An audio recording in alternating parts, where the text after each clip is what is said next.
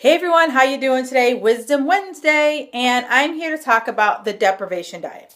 So here in New England, we are finally getting some warm weather, and you may have gone into your closet and you pulled out some of your summer pants, and they may have been a little bit too snug. True story. So I ask you, what was your thought? Was your first thought, oh my God, I'm going to have to go on a crash diet.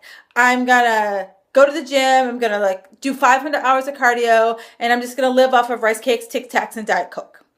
Or did you say, oh my God, I'm going to cut out all carbs, or I'm going to cut out all fruits. So all of a sudden in your mind, you're like, how do I deprive myself so I can get the lean physique that I want and fit into my pants?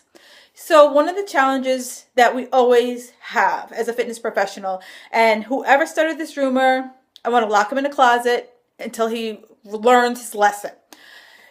It is not an equal proportion. Food in, food out. It does not work in this seesaw way. It doesn't.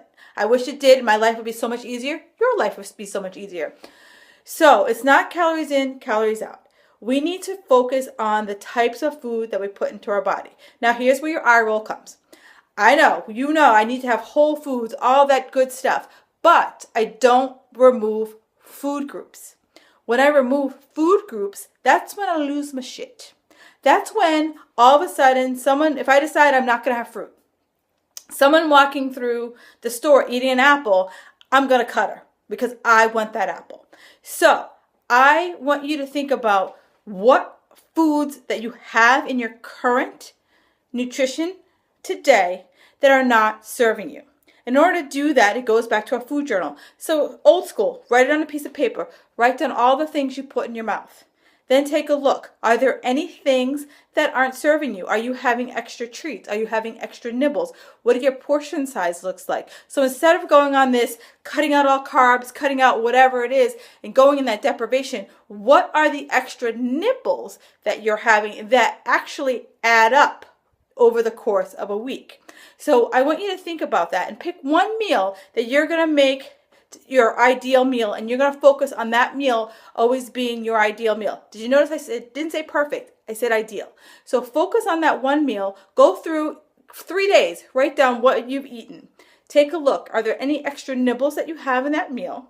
And if there are any extra nibbles, see what you can do to cut them out. It could be portions. It could be just mindless eating. But take a look. And it's going to be very telling when you actually physically put pen to paper what you're putting into your body. But I want you to know there is no deprivation. Deprivation sucks. When you decide that you're going to cut out a certain food group and you're going to white knuckle it and try to willpower it through. I'm not sure who said this, but it was priceless. Willpower sucks. So focus on the foods that you have in your current nutrition plan and pull out the extraneous things. If you need additional support on what those extraneous things are, shoot me an email. I have no problem helping you find those extraneous things in your diet. Have an amazing Wednesday. Talk to you next week.